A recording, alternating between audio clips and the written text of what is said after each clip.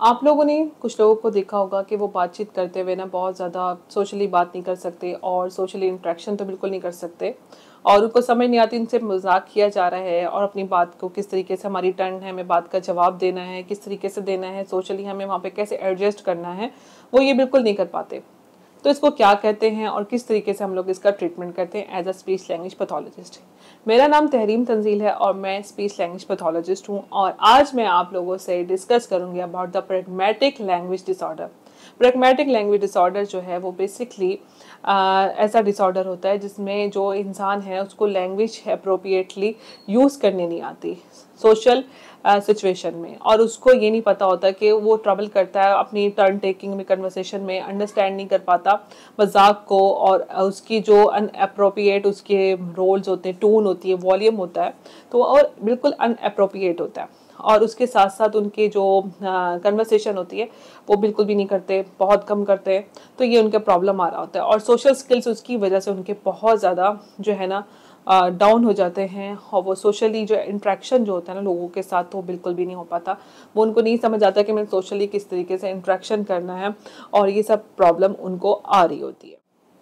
Social के बाद इसमें आता है non verbal communication. Non verbal communication में इसमें क्या होता है, प्रैग्मेटिक लैंग्वेज डिसऑर्डर में इसमें वो स्ट्रगल करता है इंटरप्ट करने में और नॉन वर्बल क्यूज, जैसे कि नॉन वर्बल बॉडी लैंग्वेज क्या है, क्योंकि देखिए एक वर्बल लैंग्वेज होती है, एक नॉन वर्बल कम्युनिकेशन होती है, वर्बल होती है, नॉन वर्बल। अब नॉन वर्बल उनको अंडरस्टैंड ही नहीं कर पाते कि इसकी बॉडी लैंग्वेज क्या है, फेशियल एक्सप्रेशन क्या है, गेस्चर क्या है दूसरे की, वो कहना क्या चाहता है, तो उसको किस तरीके से आपने कन्वे करना है और उसको इंटरप्रेटिंग कैसे करनी है।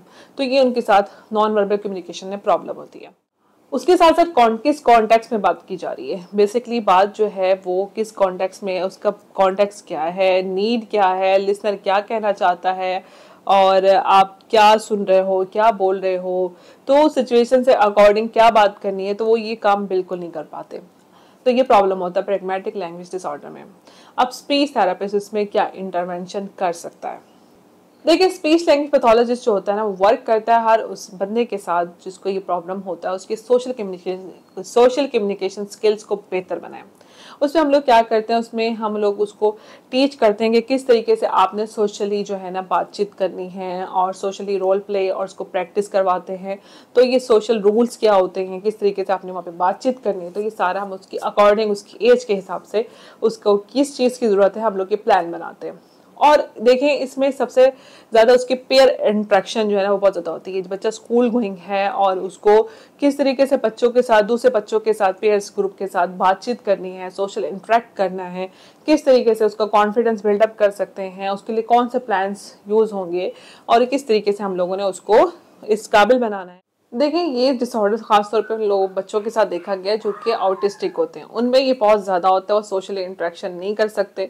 तो स्पीच लैंग्वेज पैथोलॉजिस्ट यही करता है कोशिश कि इन सब के साथ, बच्चों के साथ हम लोग अच्छे तरीके से उनका थेरेपी प्लान बनाएं और उनको जो है हम लोग सोशली उनको जितना हो सके उनको इंगेज करें और उनको एक्सरसाइजेस करवाएं, उनको उनकी थेरेपीज प्लान बनाएं। तो देखिए हमारी थेरेपीज प्लान जो होती है ना वो अकॉर्डिंग टू द एज होती हैं और उसको क्या नीड है, क्या ज़रूरत है, उसके हिसाब से हम लोगों ने थेरेपीज प्लान बनाने होते हैं और किसको कौन सी थेरेपी चाहिए उसके हिसाब से ही उसकी थेरेपी प्लान होते हैं।